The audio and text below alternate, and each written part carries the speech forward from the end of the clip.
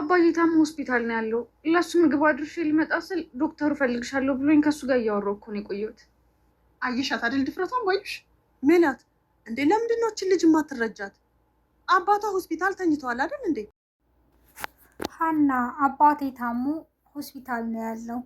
ለሱ ምግብ አድርሼ ስመጣ ዶክተሩ እፈልግሻለሁ ስላለኝ ከሱ ጋር እያወራሁ ነው ያረፈድኩት ትላታለች ወይዘሮ ሜላትን። ወይዘሮ ሜላትም እንዴ ስራሽን ረሳሽው? እኔ ምን አገባኝ ስለ አባትሽ እያለች ትጮህባታለች።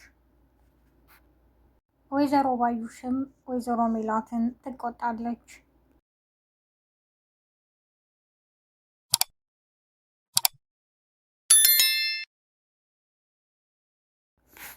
አሰላሙ አሌይኩም ወራህመቱላሂ ወበረካቱ። ሰላም እንዴት ናችሁ? በአለም ዳርቻ የምትገኙ የነጅሆም ኩኪንግ ቤተሰቦች ዛሬ ይዤላችሁ የመጣሁት ተከታታይ ድራማ ኖላዊ ክፍል 51 ነው። ያው እንግዲህ ዛሬ ሀና ስራ አርፍዳ ስለገባች ወይዘሮ ሜላት እንዴ ቤተሰቦችን በራብ ልትጨርሻቸው ነው እንዴ በዚህ ሰዓት የምትመጪው? ትላታለች። በጣምም ትጮህባታለች።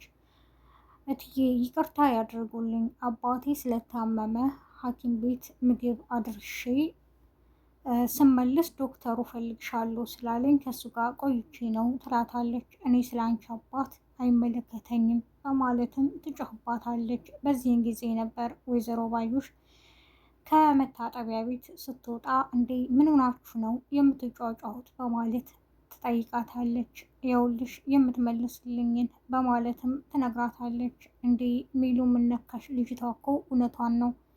እንደውም በዚህ ሰዓት እኮ አባቷ ሆስፒታል ሆኖ ወደ ስራ መምጣቷ ይሄ ለስራዋ ክብር እንዳላት ነው የሚታየው ትላታለች። ወይዘሮ ባዩሽ ግን ለምን ጥሩ ሰው እንደሆነች አብረን እናያለን። እና ባዩሽ አንቺም ትላታለች ወይዘሮ ሜላት።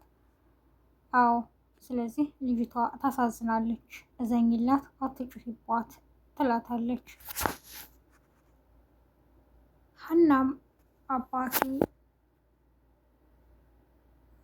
እኔ ሆስፒታል ማደር አለብኝ እያለችው ነበረ። በቃ አሲር ማደር አለበት፣ አንቺ ሂጂና እረፍት አድርጊ በማለት ወደ ቤት የላኳት። አባትየውም ሌሊት ላይ እንቅልፍ አልወስደው ይላል። አሲርን ከተኛበት ቀስቅሶ ነበር። እኔ ምልህ ሀና ምን ሆናለች በማለት ይጠይቀዋል። እንዴ ፋዘር ምን ሆነው ነው ዝም ብለው አይተኙም ይላቸዋል አሲር። አይ ሀና እኔ የፈለገ ነገር ብትሆን እኔን ትታኝ ሐኪም ቤት አትሄድም ይለዋል። አይ ሀና ደህና ናት፣ እኛ አይደለን እንዴ ደግሞ ሂጂ ብለን የላክናት በማለትም አሲር ይነግራል ለአባቱ። አይ በስልክ አሁን እንድታገናኘኝ እፈልጋለሁ ይለዋል። እንዴ አሁን እኮ እኩለ ሌሊት ነው እንዴት ነው ይለዋል። አይ ችግር የለውም መደወል አለብህ ይለዋል። አሲርም ስለደነገጠ አይ እሺ ፋዘር አንዴ ሽንቴ ልሽናም ይለዋል። ወደ ውጭ ከሄደ በኋላ ወደ ሀና በመደወል እኔ አሁን ፋዘርን ወደ ሽንት ቤት ልሄድ ነው ብዬ ነው የመጣሁት እና ውስጥ ገብቼ ላገናኝሽ ይላታል። ግን አንቺ በዚህ ሰዓት ለምን አልተኛሽም ይላታል። እኔ እንጃ አሲር በጣም ጨነቀኝ፣ እንቅልፍ አልወስደኝ አለ። እንደገና ደግሞ የሕክምና ወጪውን ያባየን ወይዘሮ ሜላት አልከፍልም ብትለኝስ እንዴ ምንድን ነው የምሆነው? አላውቅም፣ በጣም ጨንቆኛል ትለዋለች። አሲርም እንዴ ተስፋ በቆረጥኩ ሰዓት ተስፋ የሆናችሁ እናንተ ናችሁ። ስለዚህ እናንተ ተስፋ ከቆረጣችሁ እኔም ተስፋ ቆርጣለሁ። ሀኒቾ እንደዚህማ መሆን የለብሽም ይላታል። አንቺ ጠንክረሽ እኔን ማጠንከር አለብሽ ሲላት፣ እሺ እንደዛ ከሆነ በቃ ጠንካራ ሆናለሁ ትለዋለች። እሺ በቃ ልግባና ፋዘርን ላገናኝሽ በማለት ያገናኛታል። አባዬ ምን ሆነህ ነው ትለዋለች። አይ ልጄ ደህና ነኝ፣ አንቺ ደህና ነሽ በማለትም ጠይቋታል። እኔ ደህና ነኝ ጠዋት እመጣለሁ ትላቸዋለች። ምግቧ ሰርታ ከሄደች በኋላ ዶክተሩ ጋር ፍጥጫ ይዛለች። እንዴ ምንድን ነው ይሄ ሁሉ ወጪ አባቴ ላይ የሆነው? እያንዳንዱ ነገር ለአባቴ መድኃኒት የተገዛውን ወጪውን ሁሉን ማወቅ እፈልጋለሁ በወረቀት ትለዋለች። አይ ይህን ሁሉ ጥያቄ አትጠይቂ ይላል። አይ የመጠየቅ መብት አለኝም በማለት ክርክር ይዛለች ሀኒቹ ከዶክተሩ ጋር። የወይዘሮ ሜላት እናት ሰላምንና እርግብን ገብታ ትቀሰቅሳቸዋለች። ትንሽ ሂጂና አንቺ ሌላ ቦታ ተኝ፣ እኔ ከሰላም ጋር ነው የምተኛው በማለትም እርግብን ታስወጣታለች። እርግብም ተቆጥታ ትሄድና ወይዘሮ ሜላትን እናቴ በማለትም ታናግራታለች። እንዴ አያቴ አባራኝ ነውም እያለች ስለ አያቷ እርግብ በልጅነቷ የምታደርገውን ነገር ለአያቴ ንገሪኝ በማለት ሁሉንም እርግብ በልጅነቷ የምታደርገውን ከወይዘሮ ሜላት ትሰማለች። አያቴ በማለትም ሂዳ ታናግራታለች።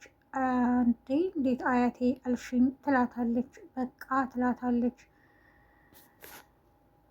በቃ እኔ በጠዋት ተነስተን ቤተ ክርስቲያን እንሄድም ትላታለች። በጣም ይገርማታል።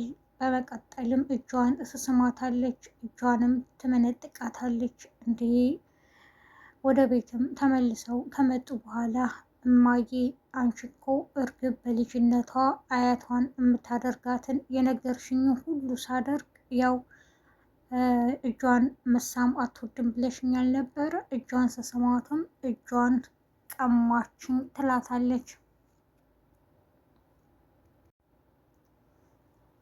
ባዩሽም ለወይዘሮ ሜላት እናት እንዴ ምንድን ነው ሁሌ ወጣት እየሆንሽ ነው የምትሄጂው? እኛን አስረጀሽን ትላታለች። አይ የዘንድሮ ልጆች እያለችም ያወራሉ፣ ይስቃሉ። እርግብም ሀናን ሄዳ እንዴ አንቺ ምንድን ነው በማለት እንደለመደችው አፏን ትከፍትባታለች። ሀናም ወይኔ ምንድን ነው ዘንድሮ ትዕግስቱን ስጠኝ ፈጣሪ ሆይ ትላለች። ምን ጉድ ነው የገባሁትም ትላለች። ወይዘሮ ባዩሽም እርግብን ስትፈልግ ቆይታ መታጠቢያ ቤት አግኝታታለች። እንዴ